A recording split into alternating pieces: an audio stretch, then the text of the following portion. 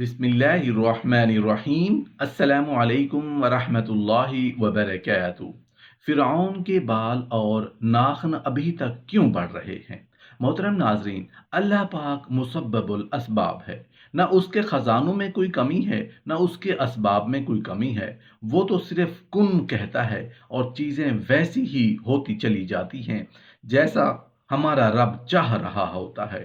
अल्लाह ताला की ज़ात की हकीकत और उसकी बारीकी को कोई नहीं जानता। दुनिया में जागती हुई इन आंखों से उसको किसी ने नहीं देखा और ना कोई देख सकता है। उसको निशानियां और सिफात से सब पहचानते हैं। हर चीज पर उसकी कुदरत है। वो सब कुछ देखता है, सुनता है, कलाम फरमाता है। वो जो चाहे करता है और हर चीज को वही वजूद देने वाला है। मोहतरम नाजरीन, फिरौन की लाश पर हर साल चूहे क्यों छोड़े जाते हैं? क्या फिरौन के बाल और नाखून बढ़ते हैं? फिरौन की लाश कब, कैसे और कहां से मिली? फिरौन का पासपोर्ट कब और क्यों बनाया गया? क्या ये सही है कि फिरौन की लाश मिस्र के एक म्यूजियम में रखी हुई है? क्या वो अब भी लाश है या ममी है? क्या अल्लाह रब्बुल इज़्ज़त ने कुरान मजीद फुरकान हमीद में इरशाद फरमाया कि उसकी लाश क़यामत तक रखी जाएगी? इस हवाले से ईसाइयों और यहूदियों का क्या अकीदा है और मुसलमानों का क्या अकीदा है, यही हमारी आज की वीडियो का मौजू होगा। और आज हम आपको फिरौन के गर्क होने और उसकी लाश के हवाले से हैरान कुन हकायक बताएंगे।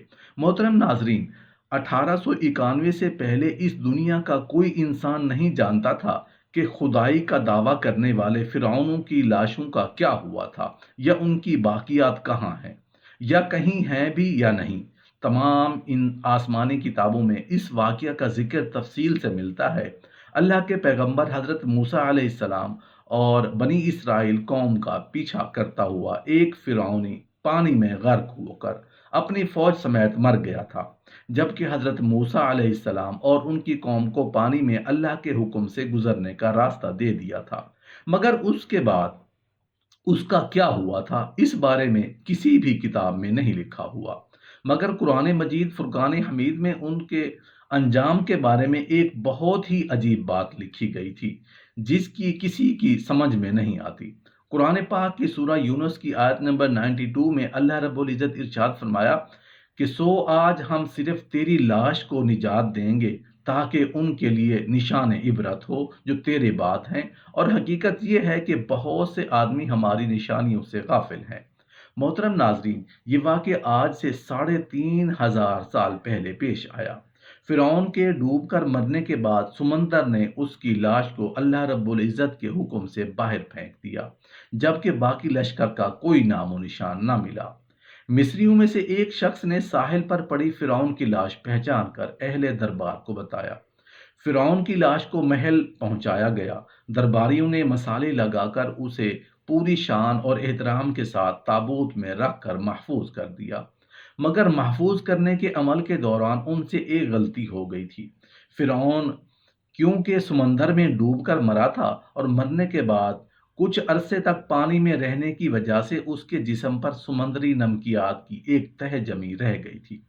मिस्रियों ने उसकी लाश पर नमकियात की वो तह उसी तरह रहने दी और उसे उसी तरह हनूद कर दिया।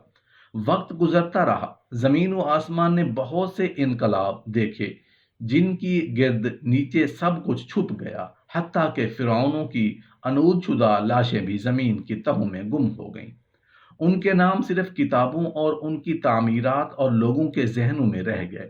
इस वाक़े के तकरीबन 2000 साल बाद इस दुनिया में अल्लाह के आखिरी नबी इमामुल अंबिया मुहम्मदुर रसूलुल्लाह सल्लल्लाहु अलैहि वसल्लम तशरीफ लाए। उन पर नाज़िल होने वाली आखिरी किताब कुरान मजीद फुरकान हमीद में फिरौनों के किस्से बड़ी तफसील के साथ बयान किए गए थे, और इसी सिलसिले में इस फिरौन का जिसे महफूज करने की बाबत आयत भी नाजिल हुई, जिसकी सच्चाई पर सब अहले ईमान का पुख्ता यकीन तो था, मगर वो समझने से कासिर थे कि इस खुदाई का दावा करने वाले की लाश कहाँ महफूज की गई और कैसे उसे इबरत का निशान बनाया जाएगा। मोहतरम नाजरीन, 1891 में मिस्र के एक शहर अलगौरनिया से ताल्लुक़ रखने वाले गरीब और मामूली चोर احمد عبد الرسول کو فرعون کی محفوظ شدہ لاشوں کی طرف جانے والے خفیہ راستے تک رسائی مل گئی۔ احمد عبد الرسول نوادرات چوری کر کے بیچا کرتا تھا۔ ایک دن وہ دریائے نیل کے کنارے کے قریب تبیسا کے مقام پر اسی سلسلے میں پھر رہا تھا کہ جب اسے ایک خفیہ راستے کا پتہ چلا۔ وہاں وہ نوادرات کی چوری کے لیے جگہ کھود رہا تھا کہ اسی دوران اسے کچھ لوگوں نے پکڑ لیا اور پولیس کے حوالے کر دیا۔ وہ جس جگہ کو کھود رہا تھا وہاں سے ملنے والے راستے کی جب مسلسل کھدائی کی گئی تو دوسری ممیوں کے ساتھ اسی غرق ہونے والے فرعونوں کی لاش بھی مل گئی۔ اس کے کفن پر سینے کے مقام پر اس کا نام لکھا ہوا تھا۔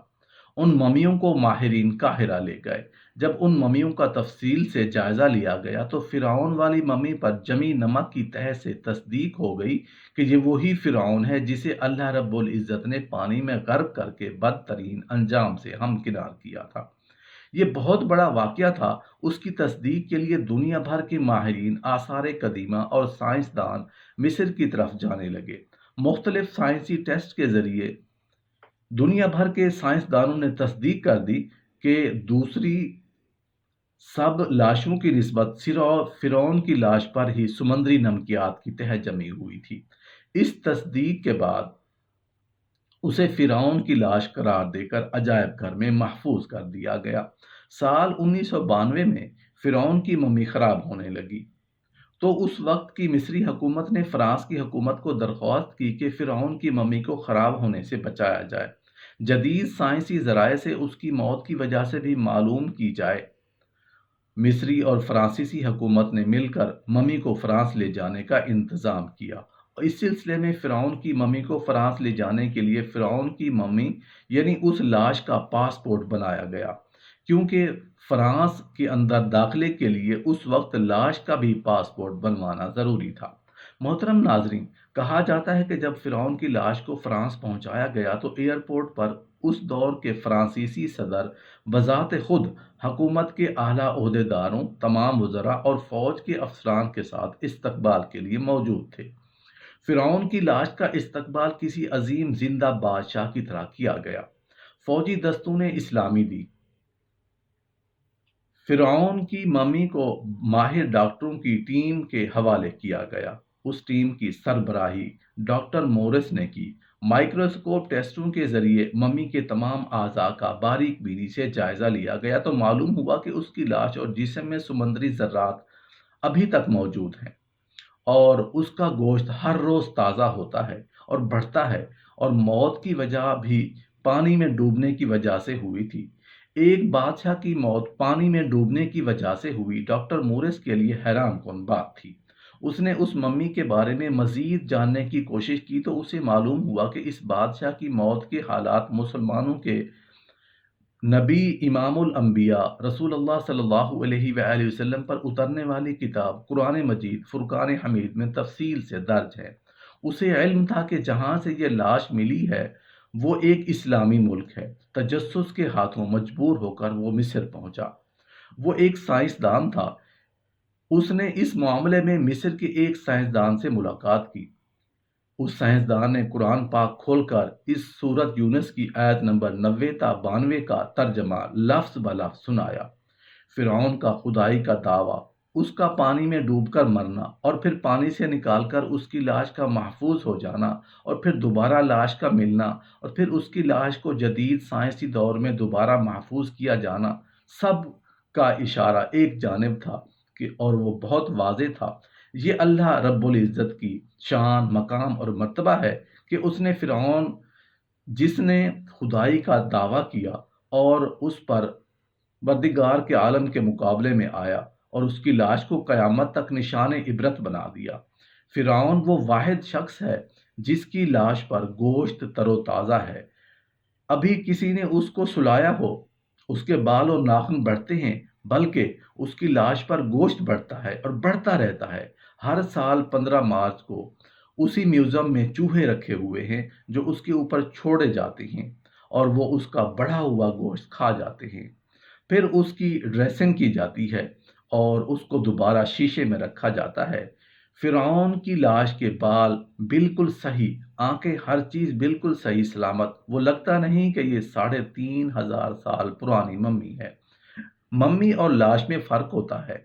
ऐसा लगता है कि ये नई और ताज़ा लाश है। मूसा अलैहिस्सलाम और हमारे नबी आखिरुज़्ज़मा इमामुल अंबिया मुहम्मदुर रसूलुल्लाह सल्लल्लाहु अलैहि वआलिहि वसल्लम के दरमियान 2000 साल का फ़र्क है। मैं तुम्हारे जिस्म को निजात दूंगा और लोगों को कहूंगा कि देखो ये अंजाम है खुदाई का दावा करने का। एक मर्तबा मूसा अलैहिस्सलाम ने पूछा, ए परवरदिगार आलम, तू फ़िरऔन को इतनी मोहलत क्यों देता रहा?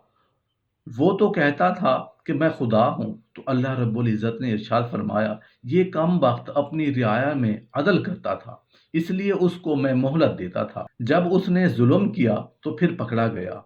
फ़िरऔन की लाश के हवाले से ईसाइयों और यहूदियों का ये अकीदा है कि फ़िरऔन पानी में गर्क होकर हलाक नहीं हुआ था, बल्कि वो उस वक्त बच गया था और बाद में तिब्बी मौत मरा। और कुरान मजीद फुरकान हमीद की आयत के मुताबिक मुसलमानों का ये अकीदा है कि फ़िरऔन को अल्लाह रब्बुल इज़्ज़त ने पानी में गर्क कर दिया था और क़यामत तक उसकी लाश को निशान इबरत बना दिया। फ़िरऔन की मम्मी नहीं बल्कि लाश है। फ़िरऔन के लाश ऐसे महफूज करके दुनिया के सामने लाकर रख दी गई कि इंटरनेट की एक क्लिक पर रसायल व जराइद पर और अजायब घर में अरबों इंसानों की आंखों के सामने काबिल तर्स हालत में मौजूद है।